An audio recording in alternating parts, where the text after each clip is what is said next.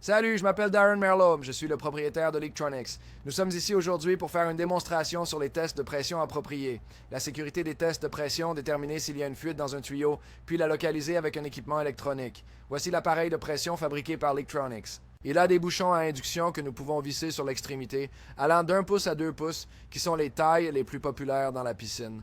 Ça vous permettra également de mélanger l'air et l'eau dans la chambre. Donc l'eau passe par ici, l'air passe par là. Vous pouvez le contrôler avec les vannes en surveillant toujours votre pression.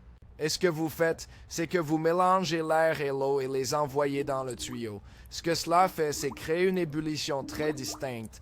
Donc, sur des tuyaux en PVC ou des tuyaux en plastique, vous n'allez jamais entendre seulement de l'air et vous n'allez jamais entendre seulement de l'eau, mais vous allez toujours entendre la combinaison qui va ressembler à une ébullition que nous allons maintenant démontrer.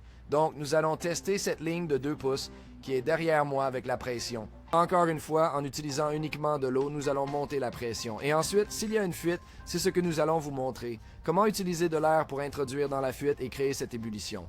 Ensuite, nous allons vous montrer comment utiliser la plaque de pont et la sonde de sol. Nous installons notre bouchon solide dans le tuyau en le tournant 2 ou 3 fois pour s'assurer qu'il est bien serré. Ensuite, nous installons notre bouchon injecteur dans le tuyau, encore une fois en le tournant 2 ou 3 fois. Ensuite, nous raccordons notre tuyau d'arrosage pour de l'eau fraîche et encore une fois, nous n'utiliserons que de l'eau pour notre test. Nous ne mélangeons pas l'eau et l'air pour faire le test, c'est uniquement de l'eau. Regardez le manomètre, observez la baisse. Nous avons une fuite. Alors maintenant que nous avons atteint 10 ou 12 livres, ce que nous ne voulons jamais dépasser pour des raisons de sécurité adéquates, vous ne devez jamais vous tenir au-dessus d'un bouchon. Vous ne devez jamais vous tenir devant un bouchon. Cela pourrait être dangereux lorsque vous les mettez sous pression car ils pourraient sauter et causer des dommages. Donc, lorsqu'on l'amène à 12 livres, comme nous l'avons fait, nous avons notre chute. Cela a chuté à 5 livres en probablement moins d'une minute, ce qui nous indique que cela ne tient pas la pression. Donc, nous avons une fuite. Oui, nous avons testé la pression dans le tuyau, mais non, nous n'avons pas trouvé où se trouve la fuite. Maintenant, nous allons vous montrer comment le faire.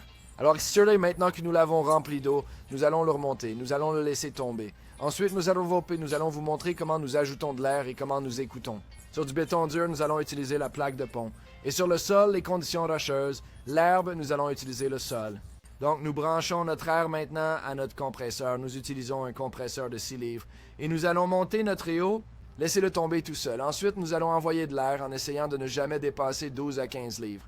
Pendant que nous faisons cela, l'autre personne va écouter avec la plaque de pont à travers le béton solide.